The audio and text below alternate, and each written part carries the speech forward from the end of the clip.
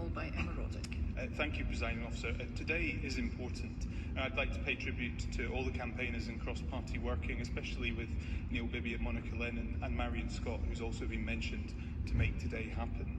Mothers, fathers and adult adoptees have lived with this lifelong trauma, not often being able to develop and maintain relationships with the total feeling of rejection.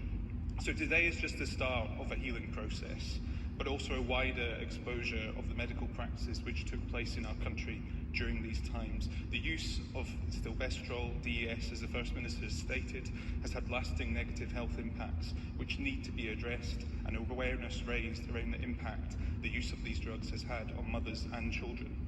So can I ask the First Minister what role the Chief Medical Officer in Scotland will now have to investigate and take forward work on the medical practices used during this time, and additional advice which now will be given to mothers and adult adoptees? First Minister. Well, I think all of us have the utmost sympathy for any woman who had their child forcibly taken away. But that is added to by the sympathy we have for the women who were prescribed stilbestrol.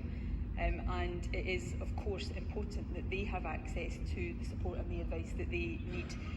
The Chief Medical Officer, of course, will offer such advice always on an independent clinical basis, and I'm sure the Chief Medical Officer would be happy to correspond further with members about any advice he considers appropriate. Of course, the most recent guidance, which was produced by the UK Health Security Agency, is that routine cervical screening is appropriate for those who believe they were exposed to this drug, and that applies in Scotland.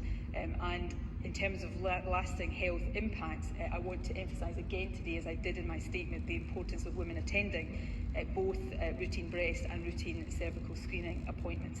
But there is no doubt whatsoever that these medical practices compounded the injustice that women faced, and is one of the reasons why today's apology is so important and so long overdue. Emma Roddick.